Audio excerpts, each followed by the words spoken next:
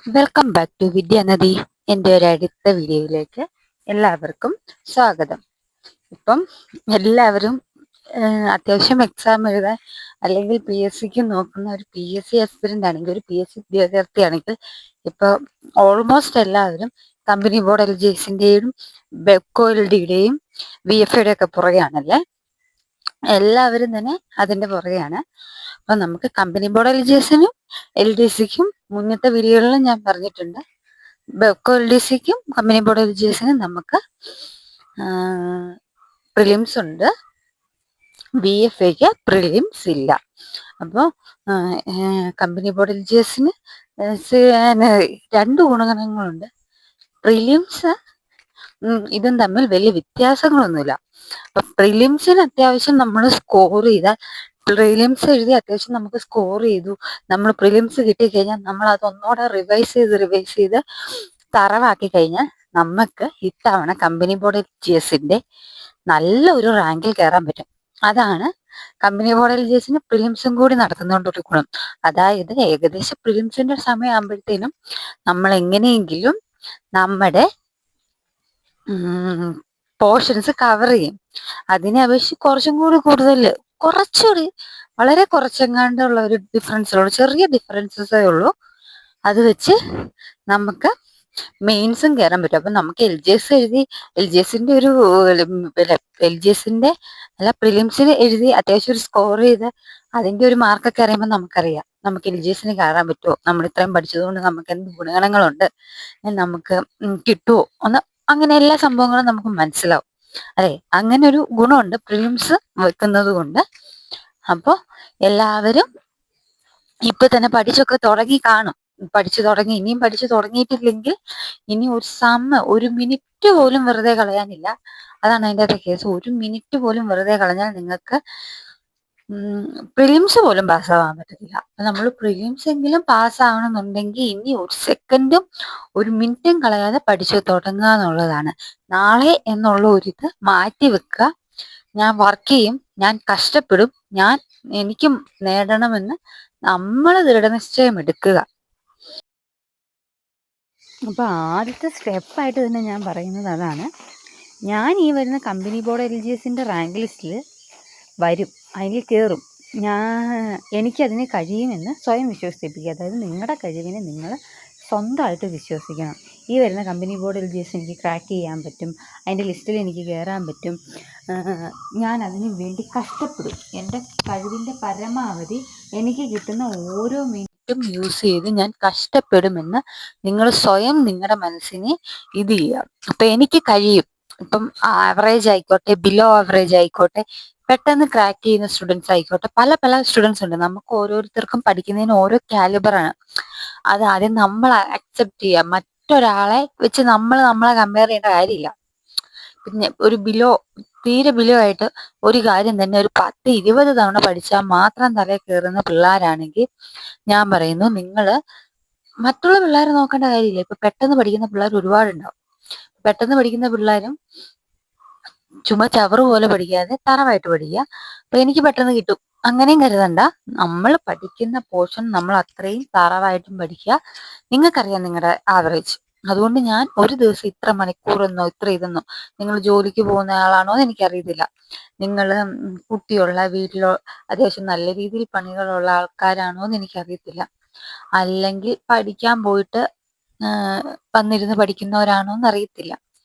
ഇനി അങ്ങനെ എനിക്ക് യാതൊന്നും അറിയത്തില്ല. അല്ല ഇനിയിപ്പം ഈ ഏലക്കാട്ടിൽ പണിയാൻ പോകുന്ന ആൾക്കാരുണ്ടാവും. ഒരു എക്സാമ്പിൾ പറയുകയാണ്, ഇടുക്കിയിലും വയനാട്ടിലും ഒക്കെ സ്ഥിരം തൊഴിലിന് പോകുന്ന ആൾക്കാരുണ്ടാവും ഒരു വരുമാനത്തിന്. അപ്പൊ അങ്ങനെ പോയിട്ട് തിരിച്ചു വന്നു കഴിഞ്ഞ് വീട്ടിലെ കാര്യങ്ങളും കൂടി ചെയ്തിട്ട് വേണം നമുക്ക് പഠിക്കാൻ എന്നുള്ള സിറ്റുവേഷൻ വരുന്ന ആൾക്കാരും ഉണ്ടാവും.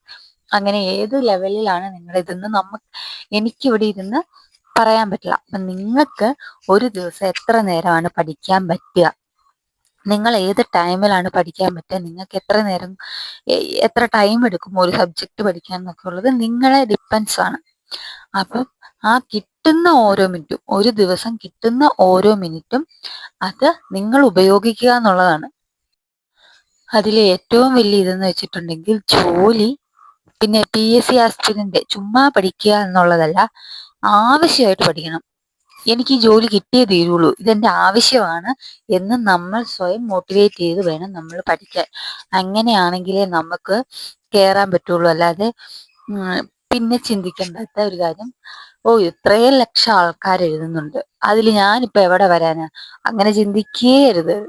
മറ്റുള്ളവരെ കാര്യം നിങ്ങൾ നോക്കണ്ട. നിങ്ങൾ കഷ്ടപ്പെടാൻ റെഡിയാണോ? നിങ്ങൾ റെഡിയാണോ? ഞാൻ കഷ്ടപ്പെടും, ഞാൻ ഈ മാർക്ക് മാടും, ഞാൻ ഇത് നേടുന്ന നിങ്ങൾ സ്വയം തീരുമാനിക്കാൻ നിങ്ങൾ റെഡിയാണെങ്കിൽ നിങ്ങൾക്ക് അത് ക്രാക്ക് ചെയ്യാം. അല്ലാതെ 1,00,000 പേര് എഴുതുന്നുണ്ടോ, 20,000 പേര് എഴുതുന്നുണ്ടോ, 40,000 പേര് എഴുതുന്നുണ്ടോ, ഇതൊന്നും നമ്മളെ ബാധിക്കുന്ന കാര്യമില്ല. നമ്മളെ ബാധിക്കുന്നത് നമുക്കൊരു ഗവൺമെന്റ് ജോലി വേണമെന്നുള്ള നമ്മുടെ ആവശ്യം മാത്രമാണ്, അല്ലേ? അപ്പൊ അങ്ങനെ ഒരു ദൃഢനിശ്ചയം എടുത്തിട്ട് നിങ്ങൾ പഠിക്കാനിരിക്കുക. ഇന്ന് കിട്ടുന്ന സമയം ഞാൻ മാക്സിമം വിനിയോഗിക്കും, അത്രയും പോർഷൻസ് ഞാൻ കവർ ചെയ്യും എന്ന് നിങ്ങൾ വിനിയോഗിക്കുക. അടുത്തതെന്ന് പറഞ്ഞിട്ടുണ്ടെങ്കിൽ സ്റ്റെപ്പ് 2, കളക്ട് ദ സിലബസ്. നിങ്ങൾ സിലബസ് കളക്ട് ചെയ്യണം. അത് ചുമ്മാ പോരാ. ഇപ്പൊ എന്ത് ഇതാണെങ്കിലും ഒരു 10 താഴെയൊക്കെ ആവത്തുള്ളൂ അതിന്റെ ഒരു പ്രിന്റ് എടുക്കാൻ. 10ഓ 50ഓ ആയിക്കോട്ടെ, അതൊക്കെ എല്ലാവരുടെയും കൈ കാണുമെന്ന് കരുതുന്നു. അതില്ലാത്തവര് എഴുതി സൂക്ഷിക്കുക. എടുക്കാൻ പറ്റുന്നവർ അതൊന്ന് പ്രിന്റ് എടുത്തേക്കുക. അല്ലാതെ ഫോണിലുണ്ട്, ഫോണിൽ ഞാൻ നോക്കിക്കോളാം അങ്ങനെ വിചാരിക്കുകയേ ചെയ്യരുത്. കാരണം എന്താണെന്ന് വെച്ചാൽ നമ്മൾ ഫോൺ എടുത്തിട്ടുണ്ടെങ്കിൽ ഒന്നെങ്കിൽ ആരെങ്കിലും വിളിക്കാൻ പോകും, അല്ലെങ്കിൽ റീൽസ് കാണാൻ പോകും, അല്ലെങ്കിൽ വാട്സാപ്പ് എടുക്കാൻ പോകും. അങ്ങനെ അങ്ങനെ അങ്ങനെ നമ്മുടെ മോട്ടിവേഷൻ പോകും. അതിന് വേണ്ടിയിട്ട് സിലബസ് കളക്ട് ചെയ്ത് അതിൻ്റെ ഒരു പ്രിന്റ് എടുത്ത് നിങ്ങളുടെ കയ്യിൽ സൂക്ഷിക്കുക. എന്നിട്ട് അത് നന്നായിട്ട് മനസ്സിലാക്കുക. GK, കറണ്ട് അഫേഴ്സ് ഇതെല്ലാം എത്ര മാർക്കിനാണ്, മാത്സ്, മലയാളം ഇവ എത്ര മാർക്കിനാണ് ചോദിക്കിയിരിക്കുന്നത് എന്ന് മനസ്സിലാക്കുക. എന്നിട്ട് സിലബസ് അനുസരിച്ചിട്ടായിരിക്കണം നമ്മൾ പഠിക്കേണ്ടത്. ഡീപ്പായിട്ട് ചോദിക്കുന്ന കാര്യങ്ങൾ ഡീപ്പായി പഠിക്കുക. അത്യാവശ്യം ബേസ് ലെവലിൽ പഠിക്കേണ്ട കാര്യങ്ങൾ ബേസ് ലെവലിൽ പഠിക്കുക. LGSന് പൊതുവെ ബേസ് ആയിട്ടേ ചോദിക്കാറുള്ളൂ. അങ്ങനെ ഉള്ളിലേക്ക് കയറി പഠിക്കേണ്ടത് എന്ന് പറയുന്ന പ്രസ്താവന ചോദ്യങ്ങൾ ചോദിക്കുമ്പോഴാണ് നമുക്ക് ഉള്ളിലേക്ക് കയറി പഠിക്കേണ്ട വരുന്നത്. അപ്പം ആദ്യം സിലബസ് കളക്ട് ചെയ്യുക, അതിന്റെ പ്രിന്റ് എടുക്കുക, എന്നിട്ട് ആ പ്രിന്റ് എടുത്ത് നന്നായി മനസ്സിലാക്കി എങ്ങനെയാണ് സിലബസ് ചോദിച്ചിരിക്കുന്നതെന്ന് വ്യക്തമായിട്ട് മനസ്സിലാക്കിയിട്ട് നിങ്ങൾ പഠിക്കുക. അടുത്തത് സ്റ്റെപ്പ് 3 ആയിട്ട് 2024 തൊട്ട് 2026 വരെ നടന്നിട്ടുള്ള 10th +2 ക്വസ്റ്റ്യൻ പേപ്പറുകൾ എടുത്തിട്ട് അനലൈസ് ചെയ്യുക. 10th ലെവൽ പ്രിലിംസ് ആദ്യം നമുക്കിപ്പം മെയിൻസിന് വേണ്ടിയിട്ടാണ്. അപ്പൊ എന്തായാലും 10th ലെവൽ പ്രിലിംസിനും LGSന്റെ ഒക്കെ ക്വസ്റ്റ്യൻസ് ഈ കറണ്ട് ആയിട്ട് നടന്നിട്ടുള്ളത് എടുത്തു നോക്കുക. 2025 നടന്നതും 2024 അതിന്റെ ബാക്കിലേക്ക് പോകണ്ട. 2024, 25, 26 നടന്ന പരീക്ഷകൾ എടുത്ത് അനലൈസ് ചെയ്തിട്ട് അത് നന്നായിട്ട് അനലൈസ് ചെയ്യണം. നമ്മളത് അനലൈസ് ചെയ്ത് കഴിയുമ്പോൾ അതിൽ ഹോട്ട് ടോപ്പിക്സ് ഉണ്ടാവും. എപ്പോഴും എല്ലാ ക്വസ്റ്റ്യൻ പേപ്പറിലും എപ്പോഴും ചോദിക്കുന്ന ക്വസ്റ്റ്യൻസ് ഞാൻ എല്ലാ ഇതിലും പറയാറുണ്ട്, എന്നാലും ഞാൻ വീണ്ടും പറയുന്നു. വീണ്ടും വീണ്ടും ആവർത്തിച്ച് തിരിച്ചും മറിച്ചും ചോദിക്കുന്ന ക്വസ്റ്റ്യൻസ് ഉണ്ടാകും. അങ്ങനെയുള്ള ക്വസ്റ്റ്യൻസ് കണ്ടുപിടിക്കുക. ഓപ്ഷൻസും പഠിക്കുക. അങ്ങനെയുള്ള ക്വസ്റ്റ്യൻസും അതിന്റെ ഓപ്ഷൻസും നന്നായി നോട്ട് ചെയ്ത് വെച്ചിട്ട് ആ ഹോട്ട് ടോപ്പിക്സ് കണ്ടുവച്ചിട്ട് ആ ഹോട്ട് ടോപ്പിക്സിന്റെ നോട്ട് തയ്യാറാക്കുക. ഞാൻ ഒരു 35ഓ 40ഓ ചിലപ്പോൾ ഒരു 50 ടോപ്പിക്സ് GKയിൽ ഒരു വീഡിയോ ആയിട്ട് നാളെ ഇടാവേ. അതൊന്ന് കണ്ടിട്ട് അത് ആദ്യം ഒന്ന് കവർ ചെയ്യാൻ നോക്ക്. അല്ല നിങ്ങളായിട്ട് അനലൈസ് ചെയ്ത് കണ്ടുപിടിക്കുകയാണെങ്കിൽ അതാട്ടോ നല്ലത്. ഇനി അതിനുള്ള സമയം ഇല്ല, നിങ്ങൾ ജോലിക്ക് പോകുന്ന ആൾക്കാരാണെങ്കിൽ ഞാൻ ഇടുന്ന 50 ടോപ്പിക്സ് അതിന്റെ നോട്ടും, നിങ്ങൾക്ക് നോട്ട് എഴുതാൻ സമയം ഇനിയിപ്പോൾ ചിലപ്പോൾ നോട്ട് എഴുതാൻ സമയം കിട്ടിയെന്ന് വരില്ല. നോട്ട് എഴുതാൻ സമയം ഇല്ലെങ്കിൽ നല്ലൊരു ഗൈഡ് വാങ്ങുക. ഗൈഡ് വാങ്ങിയിട്ട് നിങ്ങൾ പഠിക്കുന്ന ചുമ്മാ ചവറ് പോലെ അത് മൊത്തം പഠിക്കണ്ട. നിങ്ങൾ പഠിക്കുന്ന പോർഷൻസ് നിങ്ങൾ പോയിന്റ്സ് പഠിക്കുന്ന ആ പോയിന്റ്സ് നിങ്ങൾ മാർക്ക് ചെയ്തിടുക. എന്നിട്ട് നാളെ പഠിക്കുമ്പോഴും അല്ലെങ്കിൽ ഈ ആഴ്ച റിവിഷൻ ചെയ്യുമ്പോഴും നിങ്ങൾ ആ പോയിന്റ്സ് ഇടാവുള്ളൂ, അതേ ടൈപ്പ് ചെയ്യാവുള്ളൂ. അത് ടൈപ്പ് ചെയ്ത് പോവുക എന്നുള്ളതാണ്. അത് മാർക്ക് ചെയ്ത് പോയിട്ട് നാളെ പഠിക്കുമ്പോഴും അത് റിവൈസ് ചെയ്യുക. അങ്ങനെ പഠിച്ചിട്ടേ കാര്യമുള്ളൂ. അല്ലാതെ ഇന്നൊരു പോയിന്റ് പഠിച്ച് നാളെ വേറൊരു പോയിന്റ് പഠിച്ച് അങ്ങനെ പഠിച്ചാൽ നമുക്ക് ക്രാക്ക് ചെയ്യാൻ പറ്റില്ല. ഇന്ന് നിങ്ങൾ പഠിക്കുന്ന പോയിന്റ് തന്നെ നിങ്ങൾ നാളെയും പഠിക്കണം, എന്നാലേ കാര്യമുള്ളൂ. അപ്പോൾ അങ്ങനെ മാർക്ക് ചെയ്ത് വെക്കുക. അല്ലെങ്കിൽ നിങ്ങൾ എവിടെയെങ്കിലും ഏതെങ്കിലും ക്ലാസ്സുകൾ എടുത്തിട്ടുണ്ടെങ്കിൽ അതിൻ്റെ നോട്ടുകൾ PDF ആയിട്ട് എടുത്തു വെച്ച് അതിൻ്റെ നോട്ട് പ്രിന്റ് ആയിട്ട് എടുത്ത് വെക്കുക. ഫോണിൽ നോക്കി പഠിക്കാൻ നോക്കരുത്. ഞാൻ വീണ്ടും പറയുന്നു, ഫോണിൽ നോക്കി പഠിക്കാൻ നോക്കിയാൽ നമ്മൾ വേറെ വേറെ വേറെ കാര്യങ്ങളിലേക്ക് പോകും. അതിലും നല്ലത് പ്രിന്റ് എടുക്കുകയോ, എന്റെ നോട്ട് എഴുതാൻ സമയം ഉണ്ടെങ്കിൽ നിങ്ങൾ നോട്ട് എഴുതി പഠിക്കാം. നമ്മൾ എഴുതുന്ന കാര്യങ്ങൾ ഒന്നുകൂടെ നമുക്ക് തറവാകും. എനിക്ക് അങ്ങനെയാണ്. നിങ്ങൾക്ക് എങ്ങനെയാണ് സമയമില്ല എന്നുണ്ടെങ്കിൽ നോട്ട് പ്രിപ്പയർ ചെയ്യാതെ ഏതെങ്കിലും എവിടെന്നെങ്കിലും നോട്ട് കംപ്ലീറ്റ് ചെയ്ത് ഒരു ഗൈഡ് മേടിച്ച് അതിൽ പോയിന്റ് ചെയ്യുകയോ, അല്ലെങ്കിൽ എവിടെന്നെങ്കിലും നോട്ട് കളക്ട് ചെയ്ത് അതിന്റെ പ്രിന്റ് എടുക്കുകയോ ചെയ്യുക. എന്നിട്ട് അതിൽ ഓരോ ടോപ്പിക്സും ഓരോ ദിവസം പഠിക്കുക. അത് മാത്രമല്ല, ഹോട്ട് ടോപ്പിക്സ് മാത്രം പഠിച്ചിരിക്കാനല്ല ഞാൻ പറഞ്ഞത്, GK പോർഷന് വേണ്ടിയിട്ട് ആ ഹോട്ട് ടോപ്പിക്സുകൾ പഠിച്ചിരിക്കുക. അടുത്ത ഇതെന്ന് വെച്ചിട്ടുണ്ടെങ്കിൽ സ്റ്റെപ്പ് 4 ആയിട്ടെന്ന് പറയുന്നത് SCRT ചാപ്റ്റേഴ്സ് പഠിക്കുക എന്നുള്ളതാണ്. ഒരു SCRT ചാപ്റ്റേഴ്സ് മാക്സിമം കവർ ചെയ്യുക. കാരണം എങ്കിലേ പ്രസ്താവന ചോദ്യങ്ങൾക്ക് നമുക്ക് ആൻസർ എഴുതാൻ പറ്റുള്ളൂ. ഇപ്പൊ GKയിൽ 20 സാധാ ക്വസ്റ്റ്യൻ ആണെങ്കിൽ മിക്കവാറും 20 പ്രസ്താവന ചോദ്യങ്ങളായിരിക്കും. ആ 20 മാർക്ക് പോയാൽ നമുക്ക് പ്രിലിംസ് പോലും കയറാൻ പറ്റത്തില്ല. അപ്പൊ പ്രസ്താവന ചോദ്യങ്ങൾക്ക് നമ്മൾ SCRT ചാപ്റ്റേഴ്സ് തന്നെ ആശ്രയിക്കണം. SCRT തന്നെയാണ് അവർ ക്വസ്റ്റ്യൻസ് ചോദിക്കുന്നത്. അപ്പം SCRT ചാപ്റ്റേഴ്സ് പഠിക്കുക, എങ്കിലേ പ്രസ്താവന ചോദ്യങ്ങൾക്ക് ആൻസർ എഴുതാൻ പറ്റുള്ളൂ.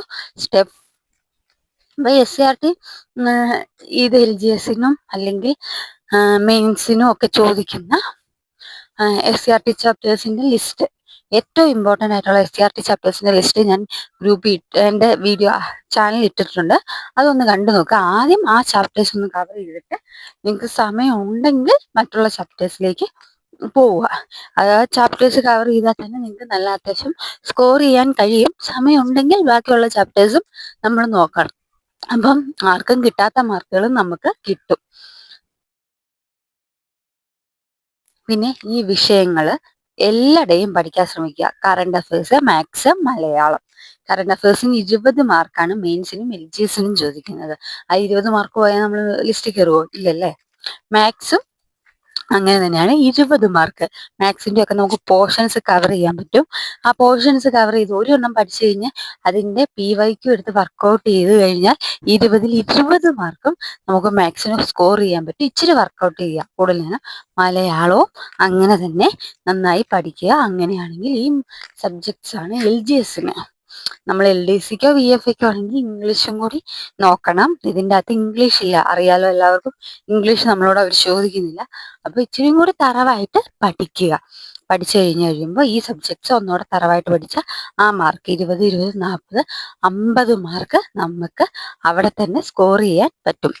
പിന്നെ അത്യാവശ്യം ഒരു മാസമൊക്കെ ഒന്ന് പഠിച്ച് അത്യാവശ്യം നിങ്ങൾ കുറച്ചധികം കവർ ചെയ്ത് കഴിഞ്ഞ് കഴിയുമ്പോൾ ഒരു OMR ടെസ്റ്റ്, അല്ലെങ്കിൽ ഇപ്പൊ എല്ലായിടത്തും തന്നെ കിട്ടും, വലിയ റേറ്റ് ഒന്നുമില്ല. അതൊരു OMR ടെസ്റ്റ് ഒരെണ്ണം മേടിക്കുക.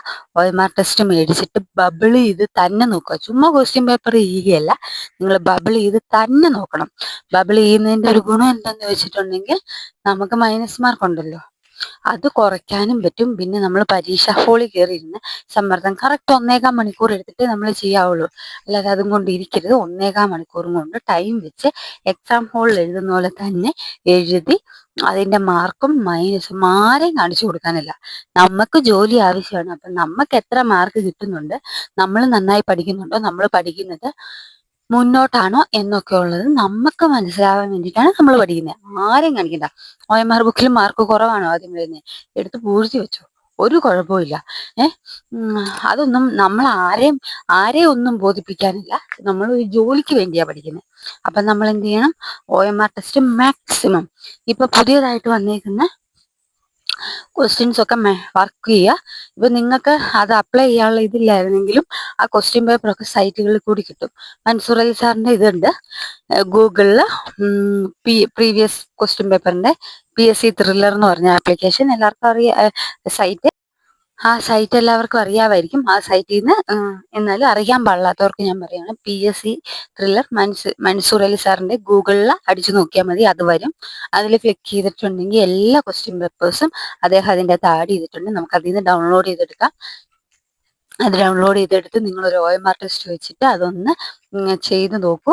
ഒരു 1.25 മണിക്കൂർ എടുത്ത്. അപ്പം നിങ്ങളുടെ ലെവലും നിങ്ങളുടെ കാര്യങ്ങളും നിങ്ങൾ ഈ പറയുന്ന രീതിയിൽ പഠിച്ചിട്ട് പഠിച്ചിട്ട് 1 മാസം ചെയ്ത് കഴിയുമ്പോൾ നിങ്ങൾക്ക് തന്നെ നിങ്ങളെ ലെവൽ മനസ്സിലാവും. അപ്പോൾ ഈ ഹോട്ട് ടോപ്പിക്സ് ഒക്കെ കവർ ചെയ്തിട്ടുണ്ടെങ്കിൽ നിങ്ങൾക്ക് ഒരുപാട് ക്വസ്റ്റ്യൻസ് ആൻസർ ചെയ്യാൻ പറ്റും. അപ്പം നിങ്ങൾക്ക് തന്നെ എന്നെക്കൊണ്ടും കഴിയുന്നുണ്ട്, എനിക്കും കഴിയും എന്നുള്ള ഒരു സ്വയം വിശ്വാസം നിങ്ങൾക്ക് വരും.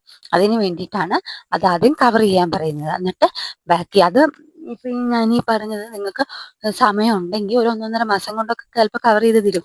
നിങ്ങളുടെ സമയം അനുസരിച്ച് നിങ്ങൾ വേഗം കവർ ചെയ്യുക. നിങ്ങൾക്ക് ഉറപ്പായിട്ടും മെയിൻസും പ്രിലിംസും കയറാൻ പറ്റും. നിങ്ങൾ വർക്ക് ചെയ്യാൻ തയ്യാറാണെങ്കിൽ, കഷ്ടപ്പെടാൻ തയ്യാറാണെങ്കിൽ, കിട്ടുന്ന ഓരോ മിനിറ്റും വേറെ ഒന്നിനെക്കുറിച്ചും ചിന്തിക്കാതെ മനസ്സിരുത്തി പഠിക്കുവാണെങ്കിൽ നിങ്ങൾക്ക് കഴിയും.